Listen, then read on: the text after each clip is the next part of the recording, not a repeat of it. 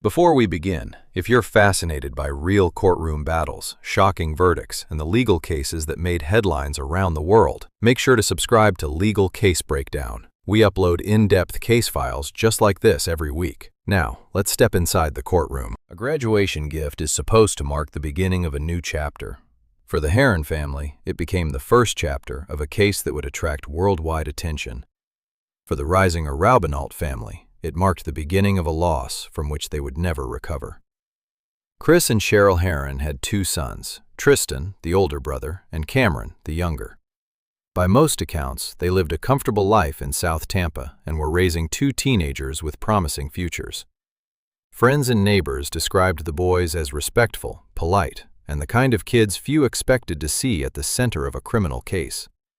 Cameron attended Tampa Catholic High School and planned to study marketing at Hillsborough Community College after graduation.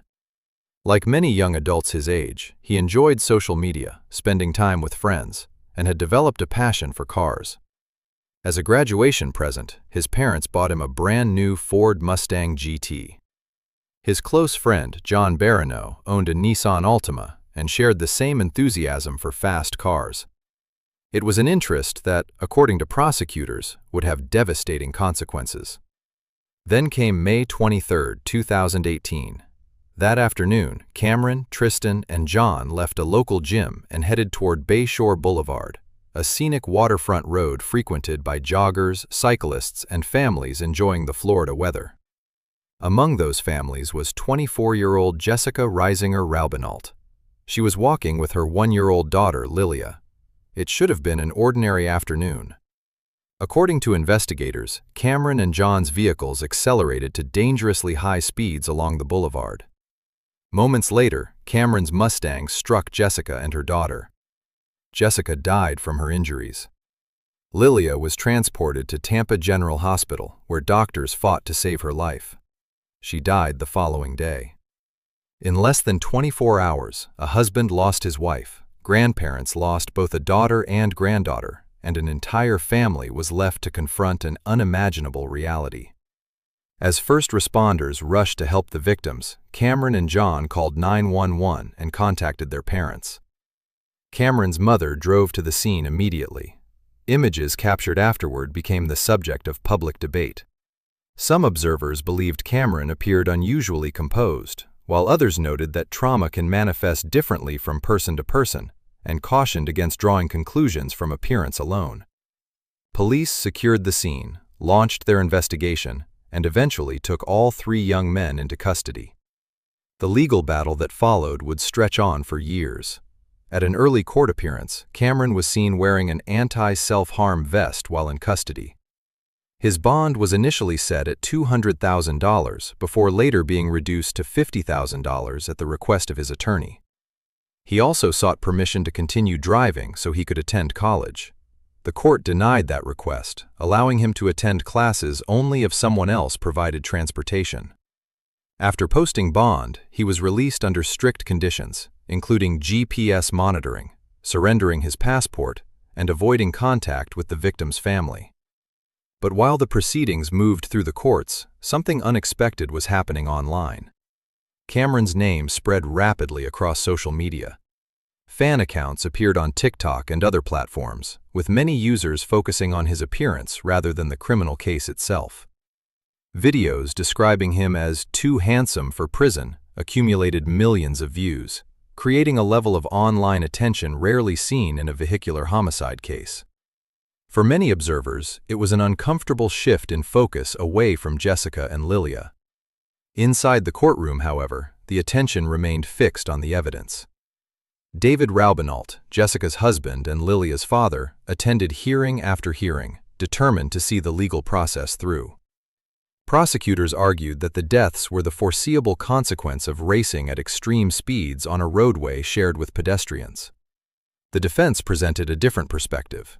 Cameron's attorney emphasized that there was no evidence of alcohol or illegal drug use, and argued that the crash, while catastrophic, was not an intentional act.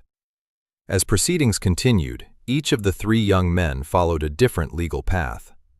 John Barrineau entered a guilty plea to vehicular manslaughter charges and unlawful racing, receiving a prison sentence of 6 years, followed by probation for 15 years, and community service of 200 hours intended to educate young drivers about reckless driving. If you're finding this breakdown informative, consider subscribing. It helps us continue producing carefully researched legal documentaries and brings more stories like this to the channel. Tristan Herrin, who had been a passenger rather than a driver, ultimately had the charge against him dismissed. That left Cameron as the central figure in the case. When he appeared before the court by video conference, many expected him to contest the charges. Instead, he informed the judge that he intended to plead guilty. Judge Christopher Nash carefully questioned Cameron to ensure he fully understood the consequences of that decision, including the possibility of spending 3 decades in prison. Cameron repeatedly confirmed that he did.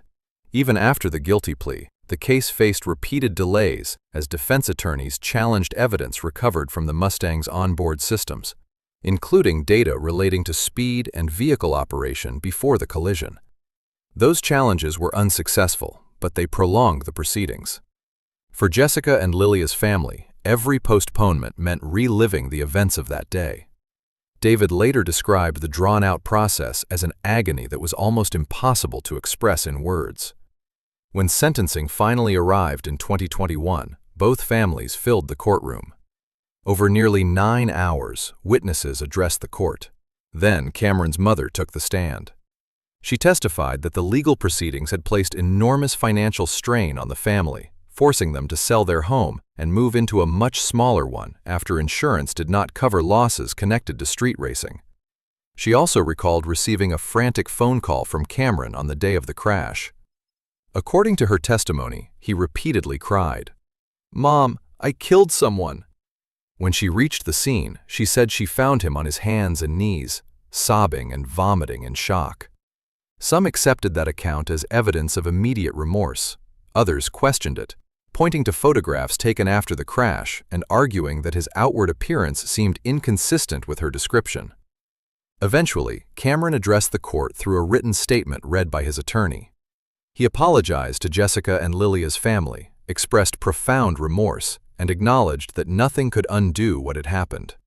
He wrote that he would carry the weight of that day for the rest of his life. The sentencing hearing reached another emotional moment when Jessica and Lillia's family presented a tribute video lasting more than 30 minutes. Family photographs and personal memories filled the courtroom, illustrating not only the lives that had been lost, but also the future that would never exist.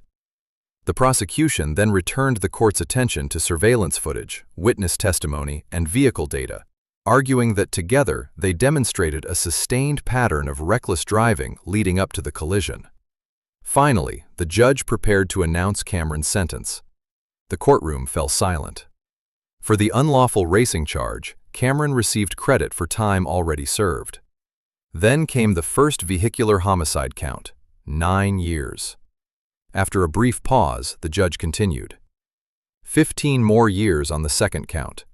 The sentences would run consecutively, 24 years in state prison. The ruling immediately became one of the most widely discussed aspects of the case. But the debate did not end inside the courtroom. If anything, it grew louder. Supporters across social media launched petitions and campaigns calling for Cameron's release or a reduction in his sentence. They argued that he had made a terrible mistake but never intended to kill anyone. At the same time, conspiracy theories spread online.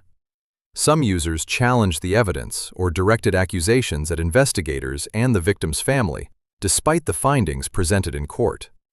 Researchers later suggested that the online activity appeared to include both genuine supporters and suspicious coordinated behavior, although no definitive public explanation was established. Even Cameron's own mother reportedly expressed discomfort with some of the extreme attention surrounding her son. Years later, the case continues to divide public opinion. Some believe the sentence reflected the devastating consequences of reckless driving. Others believe it was excessively severe. But one fact has never been in dispute. On an ordinary afternoon on Bayshore Boulevard, a mother and her 1-year-old daughter lost their lives. And no appeal, petition, or online campaign can undo that irreversible loss. Share your thoughts respectfully in the comments below. If you enjoyed this courtroom breakdown, subscribe and turn on notifications so you don't miss our next case. Thank you for watching.